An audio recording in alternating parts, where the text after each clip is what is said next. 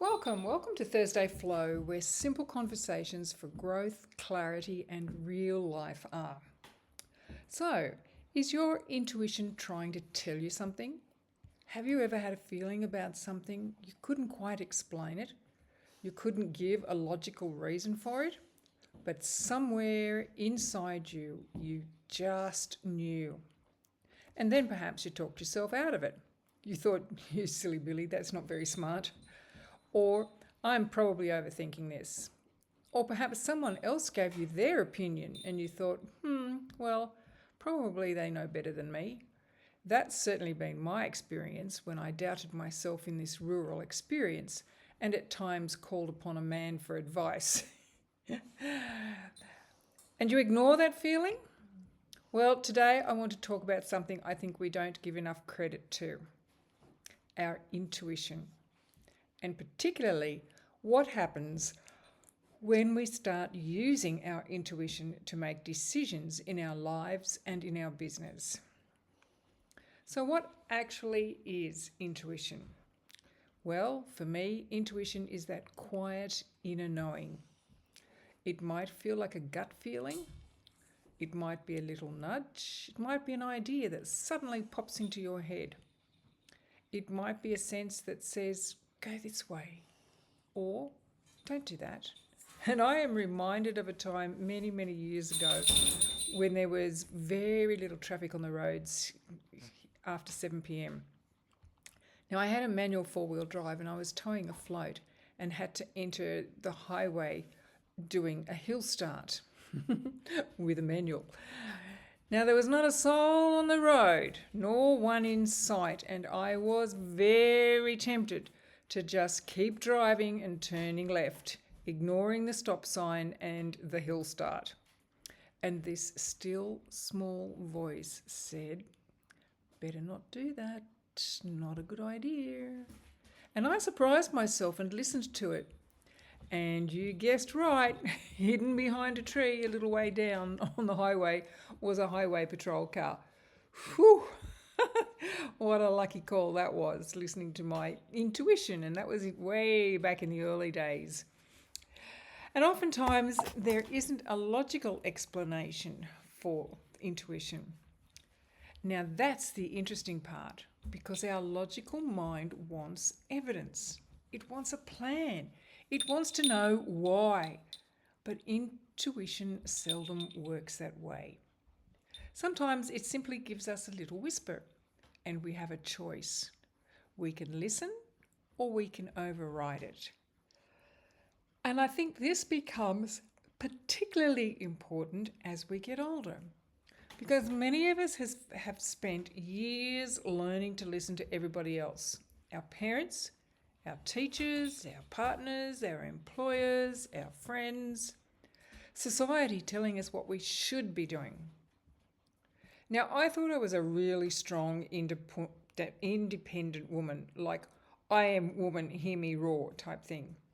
But it was not until after the divorce and I looked back did I realise just how much I had been moulded and influenced by the demands of society.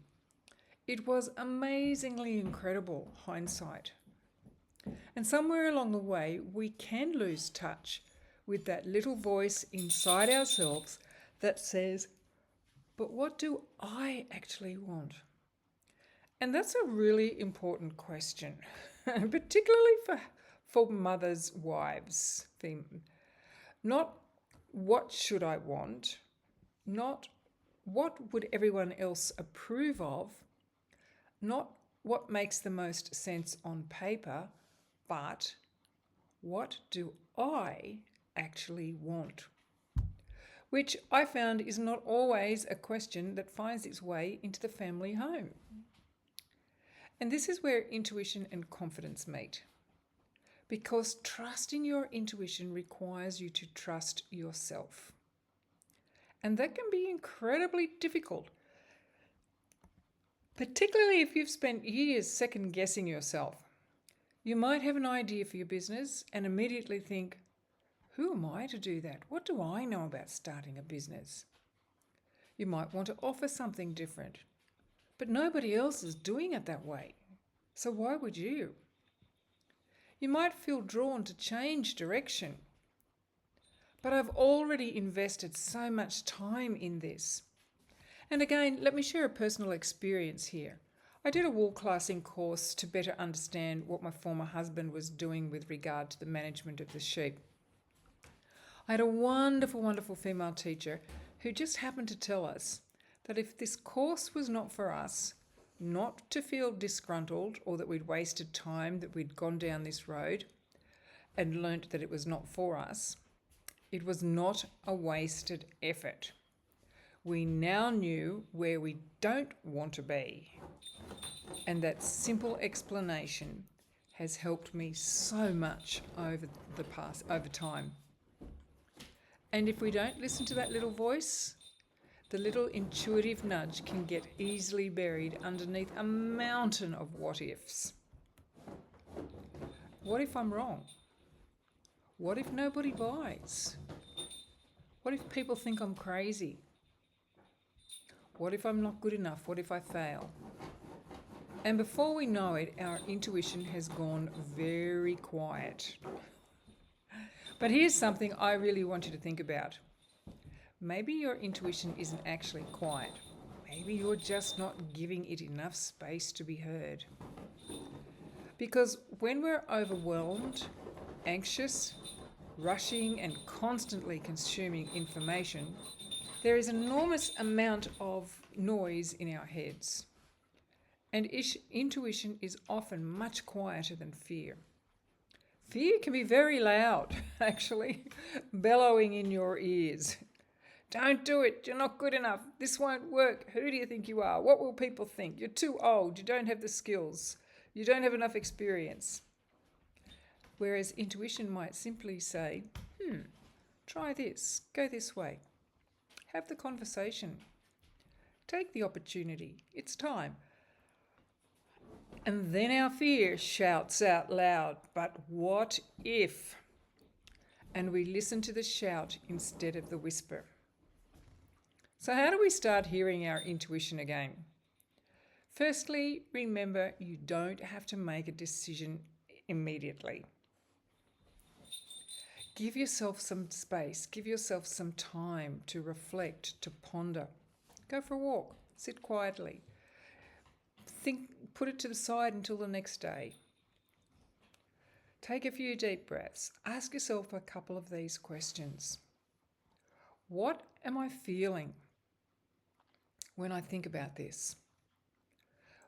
What am I being drawn towards? Why am I being drawn towards it? What feels right? What will I lose if I don't go ahead? And it could be something as simple as belief in myself. What would I choose if I wasn't afraid, if I knew I could not fail? And don't worry if you don't get an immediate answer. We're not trying to force intuition. It just comes naturally in its own time. We're learning to notice it. And here's another little exercise you can try. The next time you have a decision to make, instead of immediately asking everyone else what they think, try asking yourself first. Write down the options. Then sit quietly for a moment and notice what happens in your body. Does one option feel lighter? Does another feel not so light? Do you feel excited? Do you feel contracted? Calm, uneasy, curious. You don't have to treat every feeling as an absolute instruction, but notice it. Because noticing is where self-trust begins. And I want to make one thing really clear. Using intuition doesn't mean throwing logic out the window. We need both. We need the practical side of business. We need the numbers. We need strategy. We need planning. We need action. But I think there is enormous power in combining those things with our intuition. Because you can have the perfect strategy. But if your gut is screaming, this isn't for me, perhaps it's worth listening to. And equally, you might have an intuitive idea that absolutely lights you up. And then your logical brain can help you work out how to make it happen. That's the balance. Intuition can tell you where to look. Strategy can help you get there. And this is something I've had to learn too. There have been times in my own life when I've known something wasn't right. Oh my gosh. And that little voice was saying no. And I simply ignored it and ploughed on ahead. I kept going. I second guessed myself. I thought perhaps someone else knew better. And I think many women do this. We become so accustomed to looking outside ourselves for the answer that we forget we actually have an answer inside us too. That doesn't mean we always get it right. We're human. But it does mean we can begin to trust ourselves again. So here's your Thursday flow thought for the week. I want you to pay attention to the whispers. That little idea that just keeps coming back.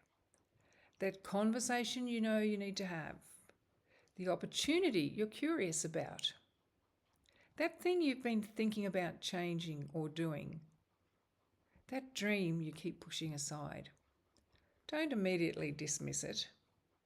Don't immediately tell yourself why it won't work. Just stop for a moment and listen. Ask yourself, what is my intuition trying to tell me? Perhaps write the ideas down as they come to you. Over time, it might take some time. Let them sit and evolve, and when something becomes clear, perhaps then ask, what's one small step I could take towards it? Because you don't have to take a giant leap. You don't have to have the whole pathway mapped out. You don't have to know exactly where it will lead. Sometimes confidence isn't about knowing that everything will work out. Sometimes confidence is simply saying, I trust myself enough to take the next step. And perhaps that's where we begin. Not with having all the answers, but with learning to listen to the woman who already lives inside you. The woman who has been through so many things, the woman who has learned, the woman who knows more than she often gives herself credit for. So this week, quiet the noise. Listen to the whisper and trust yourself. Trust yourself enough to take the next small step. So folk, if you enjoyed this message, please like and subscribe. It really helps support the channel and allows others to find this content too. And I'll see you next Thursday.